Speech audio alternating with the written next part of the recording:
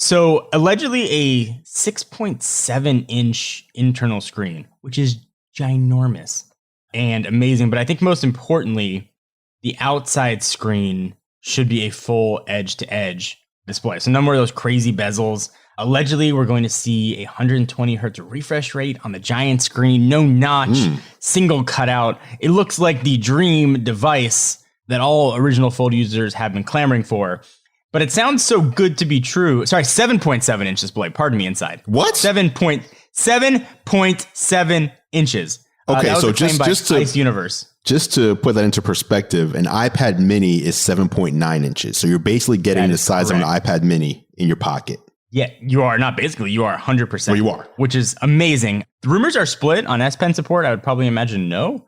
And then it looks like probably going to be a camera array from like the S20 Plus, along those lines. S20, some S20 camera array. So hot damn, first of all. And then probably 865 Plus and all that kind of stuff. Big battery. Welcome to Geared Up, brought to you by National Car Rental. I'm Andrew Edwards. I am John Rettinger. Geared Up is your weekly look at the world of consumer electronics and gadgets. And this week we have the return of what may be not just John Rettinger's favorite guest that we've ever had on this show. It's the return of the king. Right, exactly. The Dark Knight, the king, the man. This man has taught me more about white balancing than any other resource on the planet. This is Mr. Kevin the Tech Ninja Nether. How are you doing, sir? I'm doing pretty good, doing pretty well. Thank you so much for the lovely intro.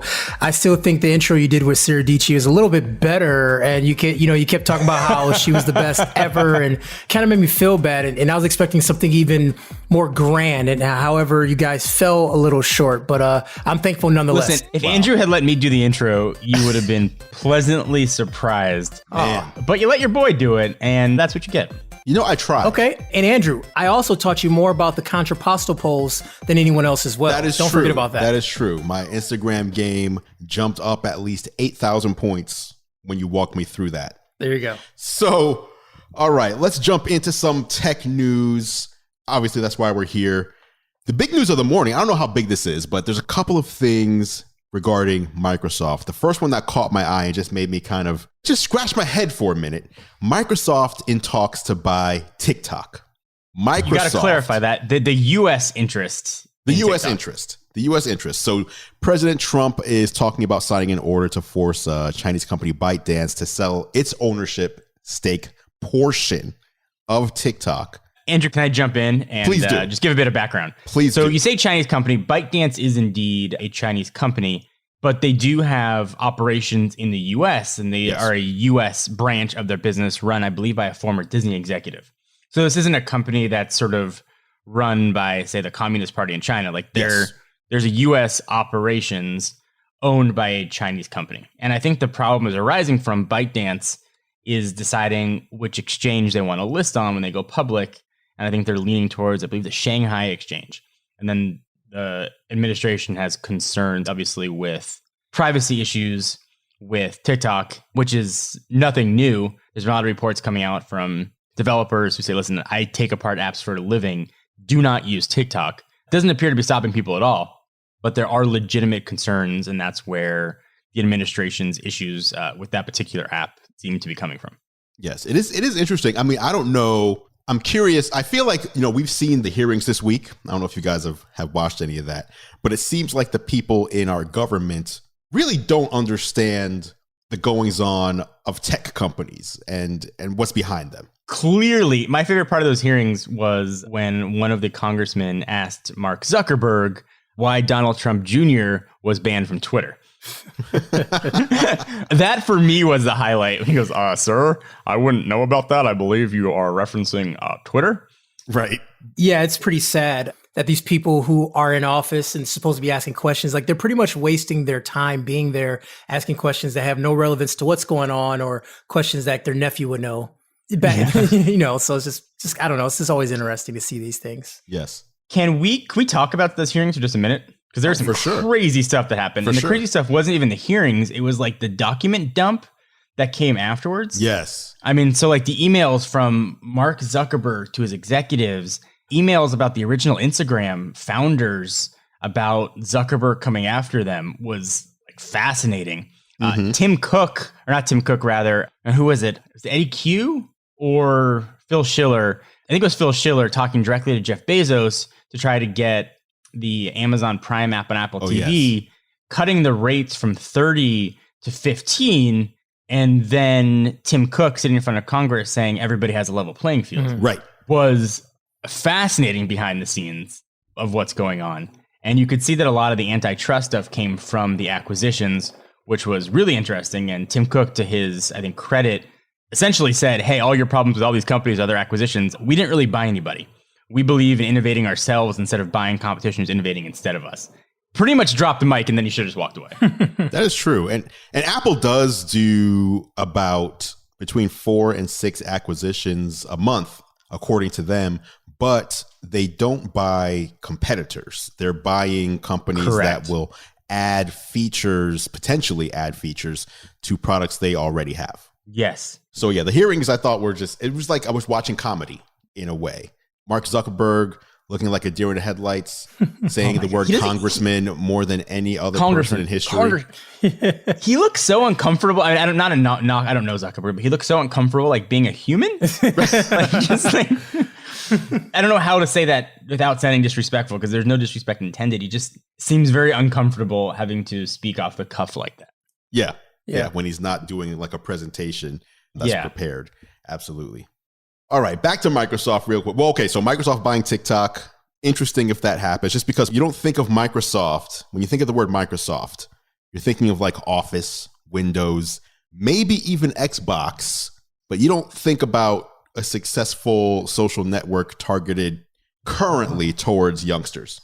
So, Mr. Edwards, let me ask you a question. What do you think of Google? What are the first couple things that pop into your mind? Search, YouTube.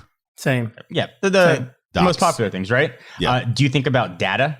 And I do not. Google makes most of their money from the data that is mined through their platforms. Right. And if TikTok is as spying as people want to believe, can you imagine the data that Microsoft can mine and use would be staggering.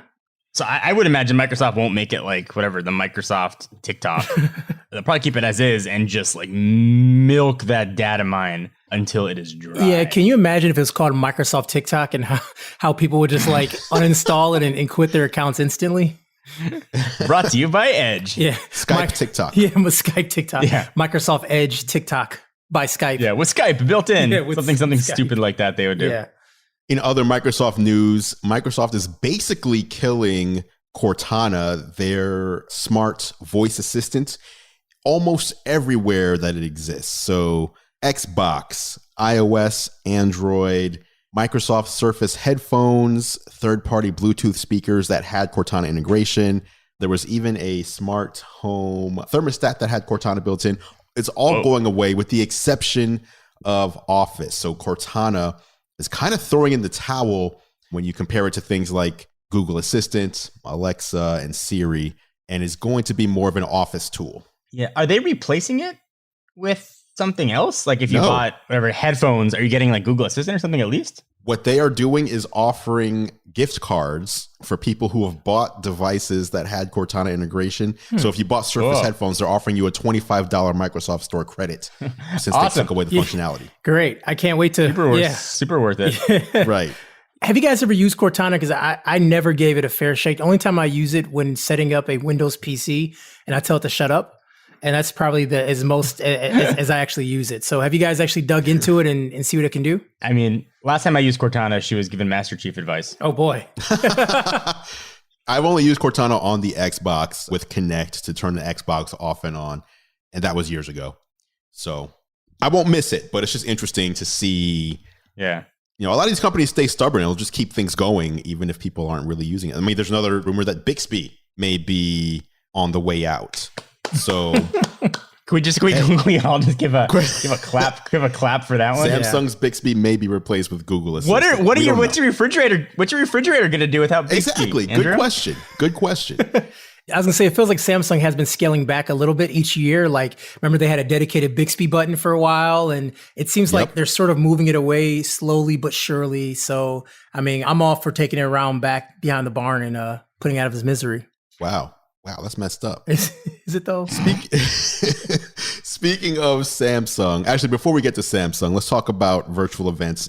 Samsung does have a virtual Unpacked event coming up next week, but the bigger news, yes, CES, the Consumer Electronics Show, which all three of us have frequented many times. I think I hit my 15th one last year, is going to be completely virtual for 2021. So no 185,000 people descending upon Las Vegas to go hands-on and face-to-face with products. This year, it'll all be done remotely.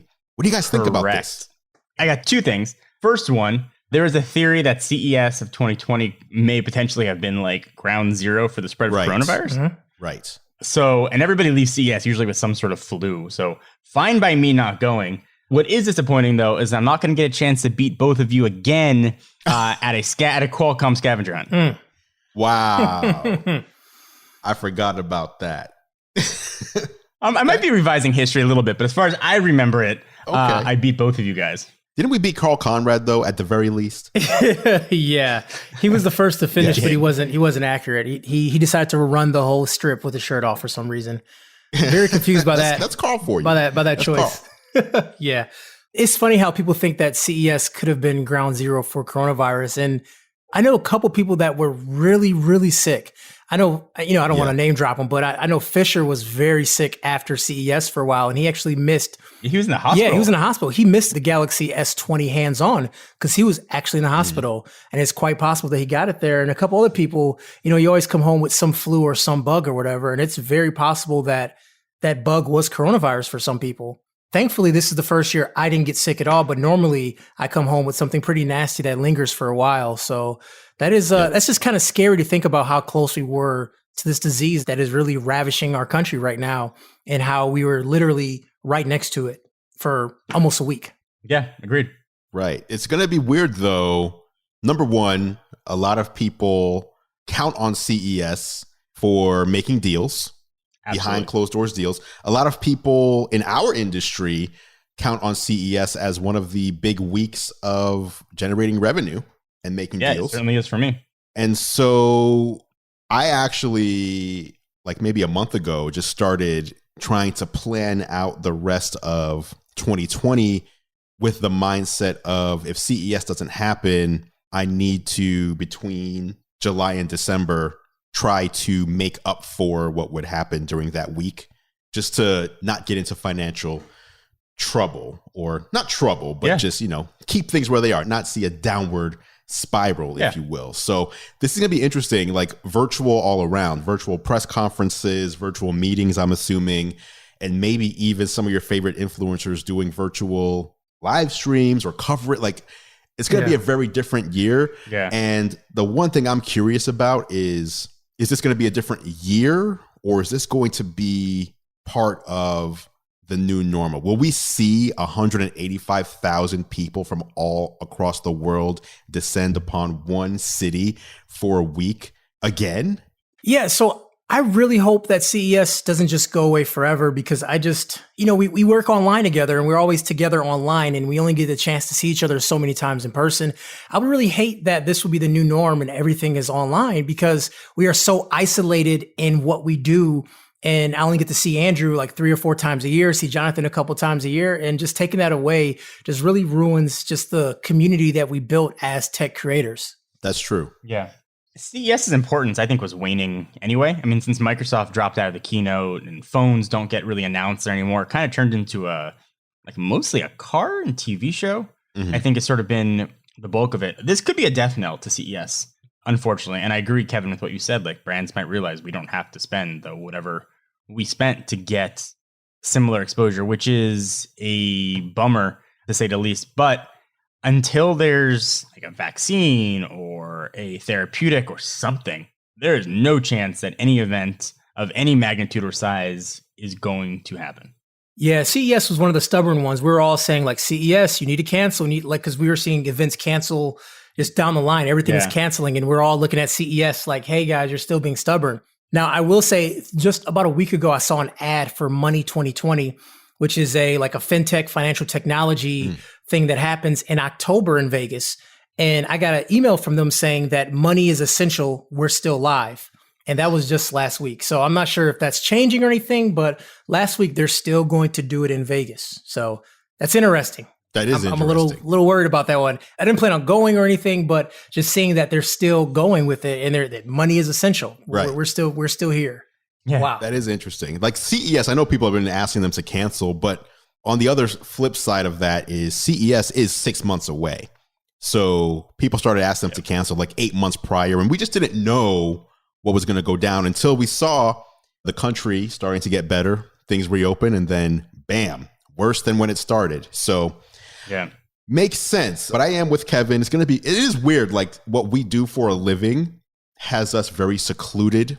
We don't really have coworkers around us that we work with. So it's going to be basically the last event that I went to was early March, which, by the way, in early March, I know it's coming. At the Galaxy S20 event, I had my mask on, and our friend John Rettinger put me on blast on Instagram as a crazy person for having a mask on.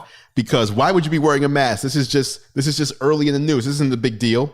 And look what happened. I mean, and in all fairness to you, Andrew, you wore the mask for like a hot second, and then you took it off. Well, I mean, I put it on and off. True. I took it on and off about 15, 30 times during the event, but still. I mean, so like, I don't know how effective. This was before coronavirus was really a thing that we had to worry about. Right. But now, and don't construe that as advocating that I am anti-mask at all. Oh, absolutely. I believe every human being should be out there wearing a mask, regardless if you think it's effective or not. At the worst case scenario, you're just wearing something over your face. At the best case scenario, you're protecting somebody else. Like there's really no downside. So I did want to clarify that. Yes. Okay. Next virtual event on our calendar actually is happening next week. Samsung's Galaxy Unpacked event, where they put out a teaser video with silhouettes of different devices that will be announced. And from the silhouette, we can tell that there's a Galaxy Note in there. We saw the stylus. There were some oddly shaped earbuds in there. There looked to be a tablet and also something that folds.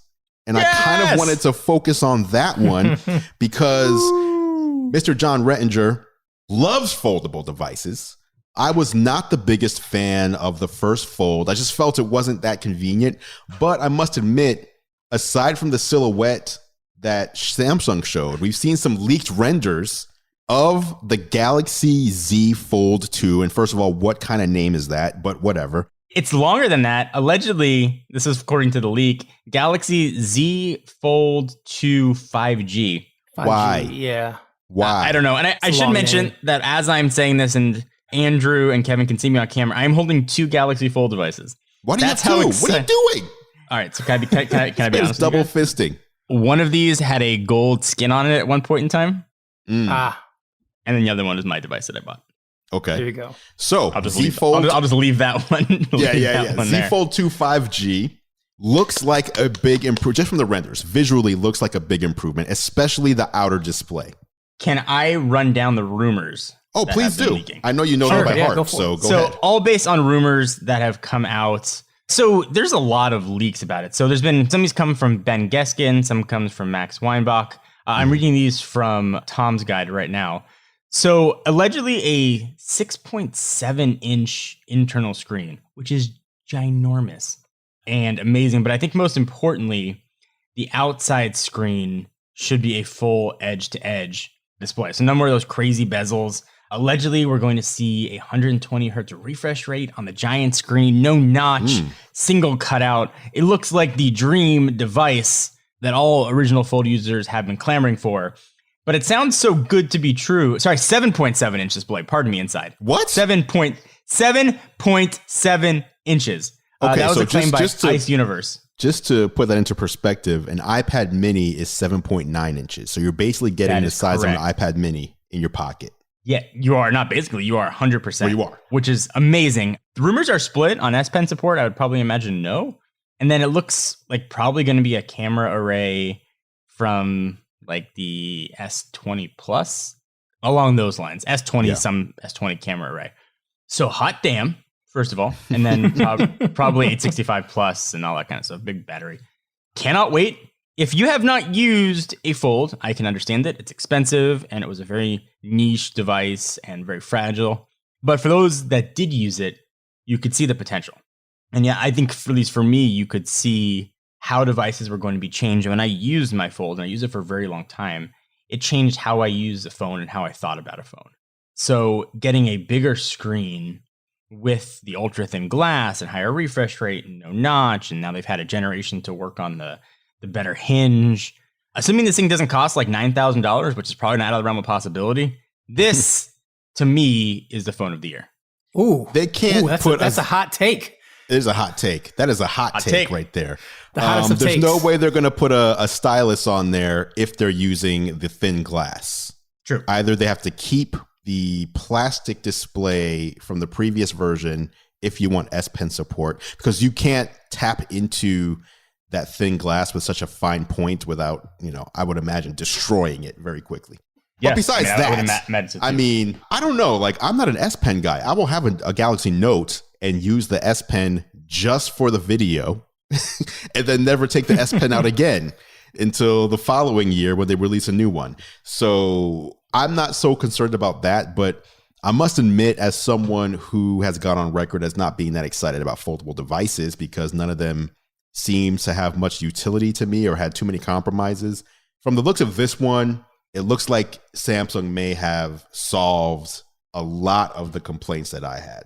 Yeah, I wasn't a huge fan of the Fold 1, but once again, it felt chintzy to me. It just sort of, I don't know, like it was fun, it was cool, but I couldn't see this as my everyday device. But I did enjoy to see where it was actually going. And I think this is the culmination of the Fold 1 and people just having issues with it and saying what was wrong and understanding its downcomings. And basically out of the ashes of a phoenix comes the Fold 2. And I mean, hopefully it looks like what the renders says it's going to be, and it's going to be a flagship spec phone. And from there, I mean, I am excited to check it out. I'm actually looking forward to checking out because let's be honest, like the Note phone, we know what the Note's going to be. Of course, you're going to have a spec bump, a couple new cool features, but the Fold is a new way that phones are going to look like. These new ways we're interacting with our devices. So this is exciting. Is it the next evolution of mobile devices, or is it going to be one of those things that's going to be dropped off in a couple of years because people don't adapt it? Who knows? But I'm excited to use it and kind of see where it goes from here. I agree. Another phone that is coming this year, a little later than usual, the iPhone 12. During Apple's huge quarter, by the way, Apple announced that not really announced, but just casually mentioned a couple times during the earnings call that the iPhone 12 would be arriving, quote, a few weeks later than normal.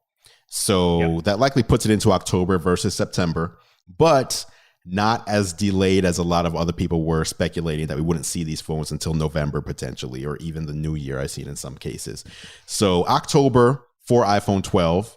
You guys picking this one up? Of course. I mean, it's just, I upgrade my iPhone every year. I don't see it being a huge change, but maybe they can surprise me because it sort of feels like an S year, if you will. Like, I don't think big things are going to come out of it. What I was hoping for as far as like high refresh rate screens and things that I would have liked to see, rumors are not pointing to that. So I'm sort of holding back my expectations and things I was looking forward to and just pick it up as a minor upgrade, I guess.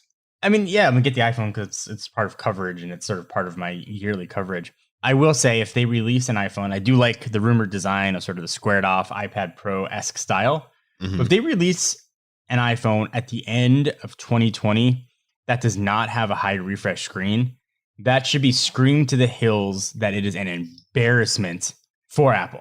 And it's not that, Apple's late, they wait and do it right.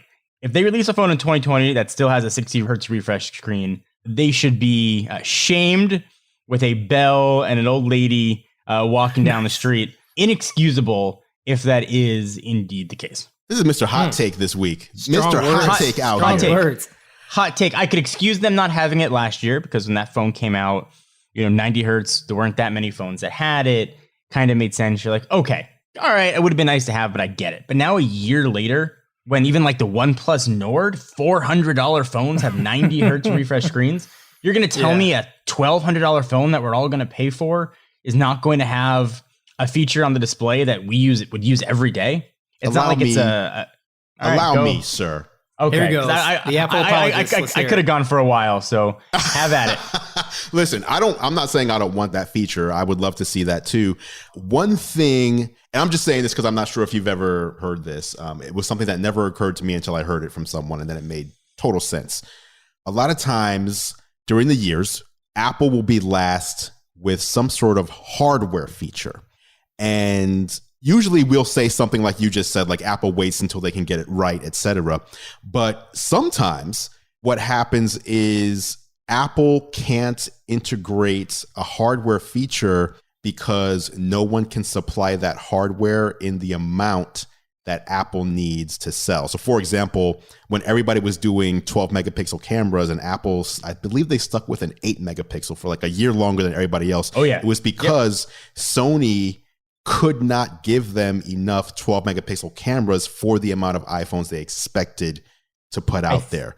So is there a problem with the yield? I think you have to quantify. You have to quantify. It was allegedly because. Allegedly, yes. So I wonder, so Apple's been using LTPO technology for their display refresh tech, at least on the Apple Watch. And I'm just wondering, not confirming, but just curious, would a delay in 120 hertz on the iPhone be due to poor yield on the tech that they use for their devices? Can I chime in on that? Of course. No, the show's over. All right. So it is a poorly kept secret, if a secret at all, that Samsung provides the majority of the displays for iPhones. Yes. Now, some go to LG and some go to others, but Samsung provides the displays. I believe Apple pays Samsung, I think it was $2.5 billion per year.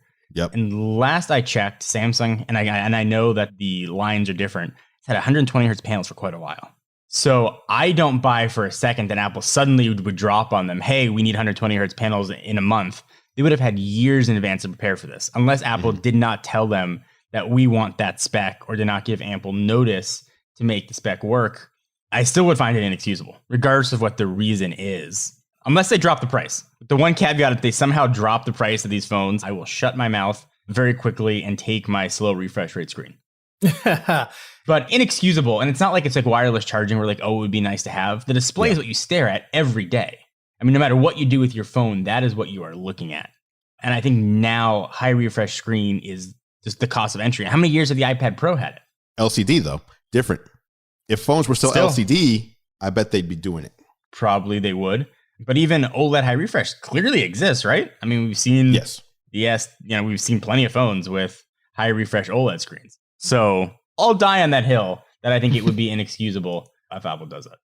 I'll be on the hill right next to you, holding your hand like the Notebook. It will die together. Wow. My man. Now, one thing on pricing, I've seen both of you guys talk about this on Twitter and elsewhere. Apple may be removing the charge brick from the box for the iPhone 12. That's the rumor. It seems like that's pretty much a guarantee at this point. One thing that occurred to me, because I saw a lot of people talking about the value of what you get in the box. And John, I think you actually kind of changed your tune a little bit from your original stance. But one thing that I noticed, again, this is based on a rumor of what Apple's going to do versus what Samsung has already done. Samsung upped the price of their entry-level S20 to $999. That is the starting price if you want to get an S20 generation phone due to the 5G chip and the cost associated with that. The rumor is that Apple's entry-level iPhone 12 with 5G is going to cost between $550 and $650. So if Apple is charging almost half for their entry-level flagship versus what Samsung is doing, is it more forgivable that a charging brick would not be in the box? I mean, it's more forgivable, but I still think the optics of it is really bad. I mean, imagine giving your kid their first iPhone and, grandma doesn't know it doesn't come with a charger in the box, right? So you buy your kid an iPhone and then there's no charger in the box at all. And they say it's about being eco-friendly and things like that. But it's just like, why not develop a better box, or why not get rid of the paper manuals and stuff you get with the phone that you don't even look at, put them online in a PDF or put a QR code in the box. I don't know. Like when I buy a phone, I take the charger out and I plug it in my wall and now I have an extra charger in the house. It's just something you get. I can't imagine buying a TV without the power cord. I mean, you don't buy electronics without a way to plug it in. I'm sorry. There's no way of doing that. There's no excuse for it. A lot of electronics that you buy will say batteries not included on the box. But a battery is different than a power cord, though. Like a power cord is unique to the iPhone. Like it has unique connection to it. They're giving you the power cord. You can still take the power cord, plug it into any USB-C port. You don't have the brick, though. No, I understand, but batteries is much different than an actual power plug that goes into a wall. I got you. Period. I got you. John, where you at with this? So you guys feel free to interrupt me because I'm about to tirade for a moment. We uploaded a whole video on this, a 12-minute video. I watched it. About this. So before I start, a bit of history. Original iPhone, 2007, launches with a dock in the box. Yes. iPhone 3G ships, no dock in the box. Do you guys remember buying MacBooks or Mac Pros a couple years ago and you got that cool extension cable for the power brick? I do. Don't get that anymore. It's gone. Don't get that anymore. The front row remote. I mean, there's a long list of examples. Yeah. And they removed the whole IR functionality from the computers too. There's a long list of Apple doing this. And they are going to stand on stage, whether virtual or otherwise, and put up 3 slides about how eco-friendly they are, about how they care about the environment. Their lady who's in charge of environmental regulation will come up and they will say, look at what we did. And there'll be some catchphrase, either whether it's brave or look at the courage it took, whatever they decide to do. And we will all eventually accept that phones do not come with power bricks is the reality, right? I think we can accept that's what's going to happen. What I find laughable is a few things. So first, people are going to look for gas station, cheap Amazon, Alibaba $5 chargers that may or may not work and may or may not blow up their phones, first of all. So there's going to be a bunch of like, oh, these iPhone explode kind of stories coming out. The second is Apple had the audacity to include a 5-watt charger with their phones until the iPhone 11 Pro ships. How many people out of the 2 million iPhones sold every year that had 5-watt chargers went and purchased an additional charger that could charge your phone at a reasonable pace? I would imagine it's a pretty significant amount. So by shipping a garbage charger, Apple was contributing to e-waste anyway. So if I'm Apple, here's what I would do. And I would be aware of the optics, like Kevin said, like this looks really bad. Hey, when you buy your phone, you buy it online, we know what iTunes account or your Apple account is linked to. You will have a $5 or $10 Apple credit. That'll be in there. You can choose to put it towards a charger, towards whatever you want. That's fine. We know that you might want a charger. Let us help you at least get one that maybe isn't as diarrhea garbage as the 5-watt that we give you with every other phone except for the Pro line. I think that would save Apple optically a tremendous amount. Or sell 2 SKUs, one that has a brick and one doesn't. Or come out and say this is the last phone that is going to be coming with the power brick. And we're going to give you a not 5-watt charger in the box, or the 22-watt, whatever they decide to do with it. And everybody knows in advance. But for people who are coming online and buying their first iPhones who happen to get a new iPhone, first of all, good for you. It's awesome you bought a flagship iPhone for your first iPhone. But I agree that it optically looks bad and we'll probably have people use cheap chargers and maybe not compatible and end up with a litany of iPhone blowing up style videos that have nothing to do with the phone itself. That is thank you for coming to my TED Talk. Fair enough. Fair enough. It should also, let's be fair and also mention that it is also heavily rumored that Samsung will be doing the same thing. Because starting in 2021.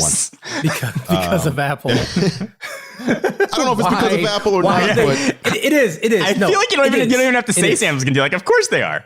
It is. Totally. Yeah. It totally is. I swear when Apple does it, everyone else starts to follow suit when it comes to stuff like that. I guess Apple did it and it's like they ripped the Band-Aid off, right? So now Samsung can sneak in there like, well, Apple does it. I do want to give Samsung credit because the one trend that they bucked because they made fun of it relentlessly in advertising was the notch. Yes. That they did buck, but it also limited them from having any sort of really good facial unlocking features. Yes, but they also made fun of Apple for years about removing a headphone jack, and where'd that go? That is very true. Yes. All right, after the break, we're going to be talking about some of our favorite smart fitness tech coming up next on Geared Up. Welcome back to Geared Up, brought to you by National Car Rental. I'm Andrew Edwards, and it is now time for the National Car Rental Story of the Week. As you know, Geared Up is sponsored by National Car Rental. And if you don't know, I also do a show with National Car Rental on YouTube called Technically Speaking, where I bring you the latest, my picks for the best tech for business travel. Whether you're business traveling or even whether you're going for leisure travel, there's a lot of tech out there that can make your travel more efficient or even more fun. You can check these episodes out at the nationalcar.com control center or go to youtube.com/nationalcarrent. The latest tech puts you in the driver's seat National Car Rentals Emerald Club will keep you there. Once again, big shout out to National Car Rental for sponsoring Geared Up. All right, let's get into the National Car Rental story of the week. Smart fitness tech, smart fitness equipment. We've been in quarantine for close to half a year now.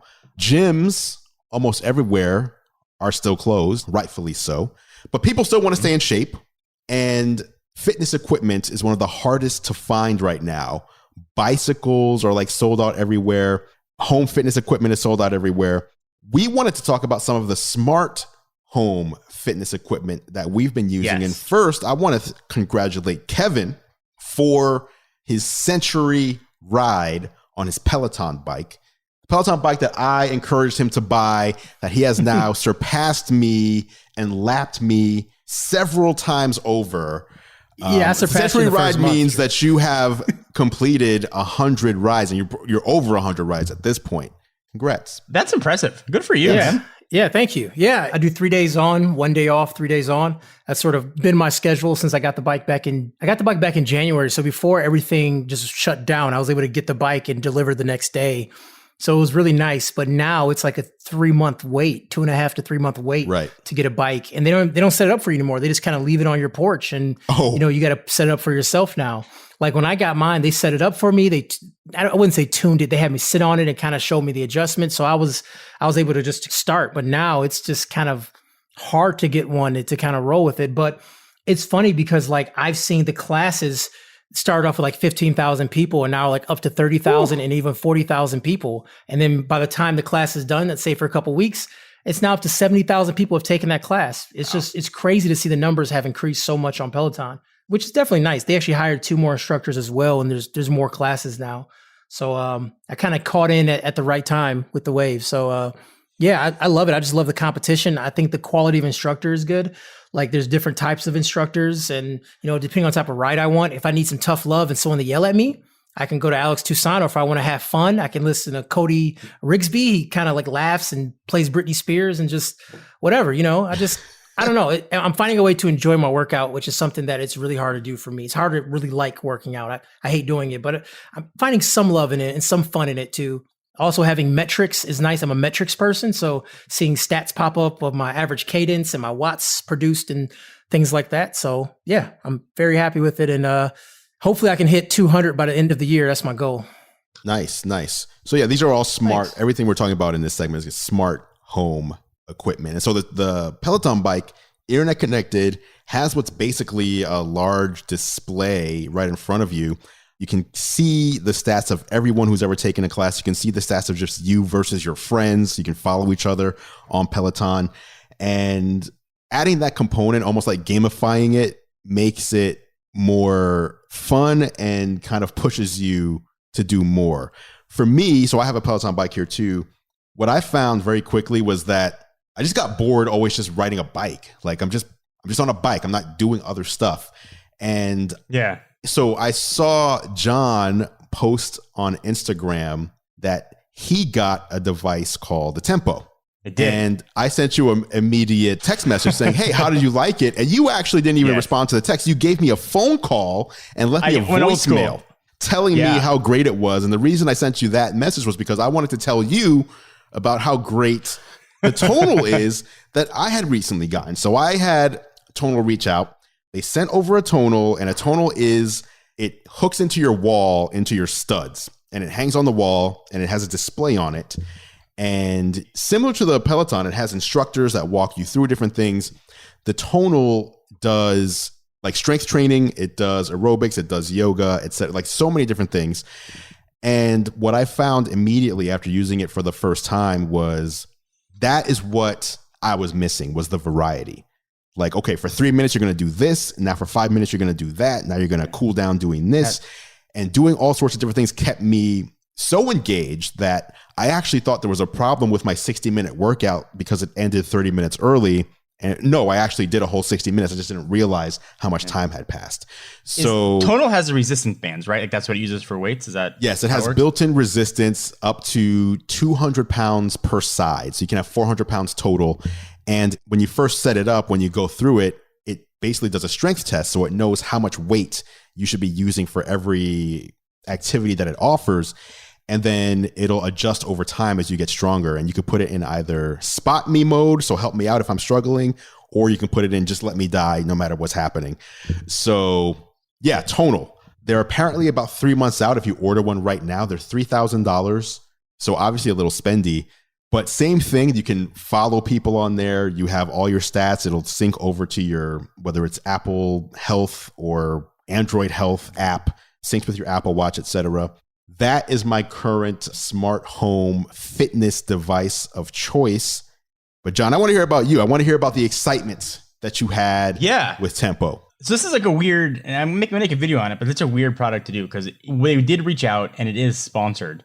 But it's one of those rare products that I love so much. Like, I don't know how to make it not sound like it's sponsored. Like you're shilling. Yeah, it is hands down the coolest thing I have in my home. And I think what Kevin and you said was really rings true with the Tempo. Before I talk about what the Tempo does, it makes it fun, it gamifies it, and also lets you work out on your schedule. Like I have kids, I can't always go to the gym and physically leave the house. Yeah. So being able to work out on my schedule from home is amazing. Now, the reason I think the Tempo is the best, first of all, it looks amazing. It has a 42-inch touchscreen, which is awesome. Below that has a full, and it's all self-contained inside of the unit, full array of Olympic weights. And then mounted behind the screen, you've got 2 barbells and sort of a larger bar that you can add weight to. And the machine has a 3D sensor, and it'll start to gauge how well you are doing lifting weights. It'll recommend weight for you. And then algorithmically, it can see how quickly you're lifting them up or not, because it'll count every set that you're doing of whatever you're doing. And it'll start recommending more weight or less weight depending on how you do. So making it fun was awesome. You have all of the live stats and sort of where you rank in the classes. And I believe, unlike Peloton, the rankings when you start a class, everybody starts at the same point. It's not like if you do a recorded Peloton class, I believe people are like who are maybe midway through, you see how they're doing when they start. So everybody who's in there started at the exact same point. And it has been absolutely amazing to have. It's made working out fun. It's made working out convenient. And before you start, you have to do an introductory course. It's like an introductory, like weightlifting, a full body thing. I did it on Wednesday. I could not walk up or down my stairs without pain until Sunday. To either show how out of shape I was or how good the workout is. But I absolutely love the machine. I believe it's actually cheaper than Tonal. I believe it's $2,100. And it gets software updates. When I first got it, I couldn't use Bluetooth headphones. And then it got an update, I think, on Wednesday. And now I can use headphones. It's amazing. I love it. And I don't know how I'm going to make a video on it without sounding like a total shill, because I like legit love this thing. I agree. The one thing with these devices is each of them, all 3 of them, I'm making an assumption about Tempo, but there's a monthly fee, right? There is. Yeah, there's a monthly fee with it. I think $20. I think similar to Peloton. Okay. So I think Peloton 50? Peloton's 40 a month, 39. 40. Oh, damn. Okay. So 39, Tonal is 49, and Tempo is somewhere in there. And so I was actually talking to Kevin about it earlier this week. Like, hey, I know you have the Peloton. I do too. You should get this other thing. Like, this is so great. It didn't occur to me until he said it. But even if he were to get the Tonal, he still has to then commit to another monthly fee. So you can't just buy, if you're listening to this podcast and you're like, you know what? I want all 3 of those. That all sounds fantastic. You can't just buy them and use them. I mean, you can, but in order to enable all these smart features and tracking and all that, each one has a monthly fee. And the more you add, the more you're paying each month.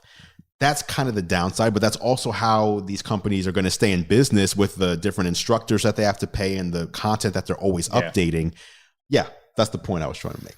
Yeah. And, something else, not trying to be a Peloton shill by any means, but another thing with Peloton is that when you have a membership, it gives you access to the New York studios. So if you want to do a in-person live class, you can drop in live and go to the New York studios to do it. So can you do that right now? No, not right now, no. But actually what I was going to do is for my 100th ride, I did plan to go to New York.